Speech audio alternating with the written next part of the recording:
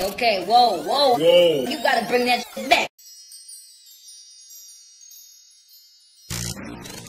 It's good to have you with us. What's up, everybody? I'm back with another video on some mess, some tea, some drama. For today's topic, I have an update on the video I did with Kehlani, Keyshia Cole, and Kamaiyah. So before you watch this video, make sure you head back to that video because I broke it all the way down as to what happened between the three girls. If you've already caught up on all that tea, then you should just be able to pick up from here. But first, I gotta let y'all know, this video is sponsored by Embrace Pangea. Embrace Pangea is a holistic company offering premium herb-infused natural hygiene products and herbal detoxes. This company has so many different products to fit your daily health and hygienic needs, like the super popular 5-star rated Pangea wash. This feminine wash is all natural and pH balanced with rose and honeysuckle extracts. I got mine in the mail last week and I've used it every day since then. They also have the Essential 18 Detox Tea packed with 18 powerful herbs to get rid of those nasty little toxins lingering around in your body. I like to drink mine hot in the morning with a little bit of stevia and then I'm good to go. Look, it's 2020 and it's really time to start taking care of your body the way nature intended. You've been saying you want to level up on your self-care game, right? Plus, I got you the hookup with 10% off your first order. Just head on over to embracepangea.com and use the coupon code GOLDEN, or just click the link in the description to find your new favorite holistic care products from Embrace Pangea. Now back to the video. So I ended the last video telling y'all about me not knowing much about Kehlani outside of the drama she's been in, and how Kehlani planned on doing an interview about all the recent drama between her, Kamaiyah, and Keyshia once her album came out. Well, her album dropped last Friday titled It Was Good Until It Wasn't. I did check it out for myself, and although I'm not a big fan of love songs and slower vibes, Change Your Life is definitely a bop, definitely saved to my Spotify, and sometimes even on repeat. And with the album coming out, Kehlani also did a small virtual press run across multiple platforms. I watched most of them because, like I said, I don't know too much about Kehlani besides the drama she's been in, so I wanted to try to get more of a feel for her personality, but I want to get to the point quickly in this video, so I won't go all off into that. But if you want a standalone video on Kehlani, let me know in the comments.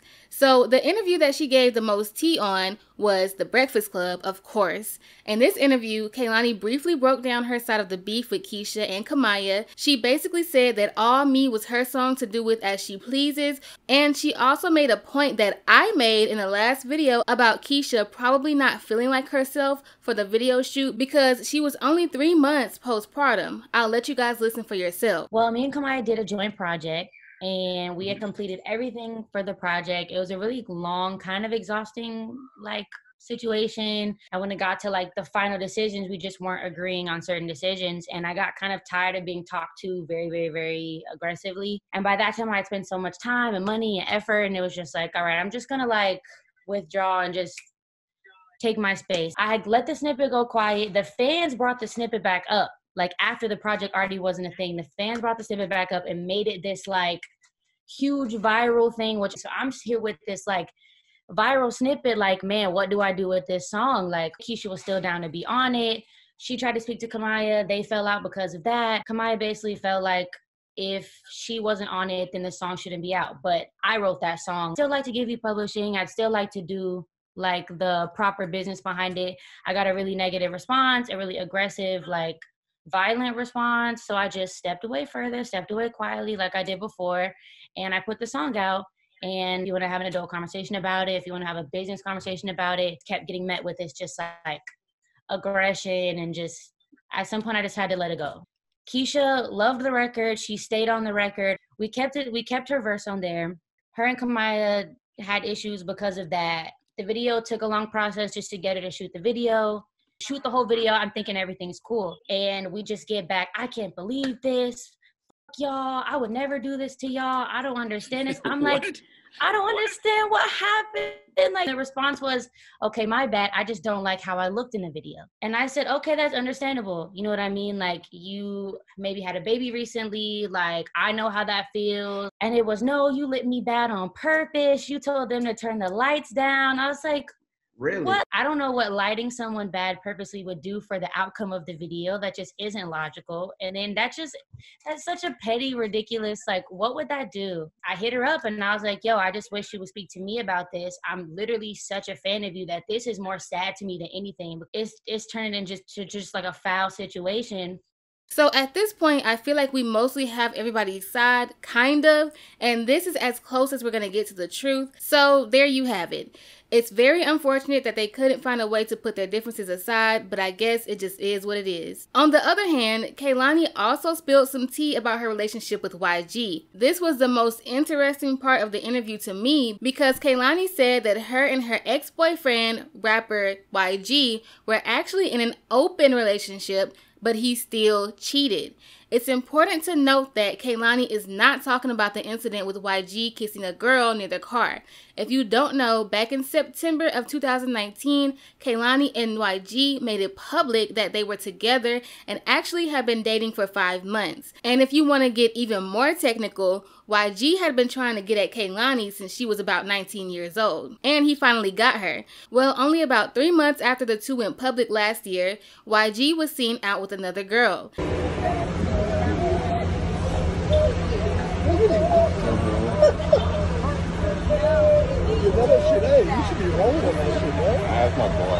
And social media really put the pressure on YG, but Kehlani never really said much, and YG denied cheating on her, even though he was recorded kissing up on another girl. Well, as Kehlani just stated, they were in an open relationship, and that's why the situation was handled how it was. But it was something else that happened also that Kehlani considered cheating, which actually ended the relationship earlier this year around February 2020. Now, look, I know some of y'all are probably thinking, how could you be in an open relationship and then get mad that somebody cheated because the relationship is open anyways, right? Well, it depends on the agreement between the parties involved. With polyamorous relationships, communication is a big factor, and it's mandatory that if you want that kind of relationship to work, that you communicate what you will tolerate and what you won't tolerate. And even though this relationship with Kehlani and YG was open, there were still terms and agreements that they had in place that YG violated, which is considered cheating, which led to the breakup.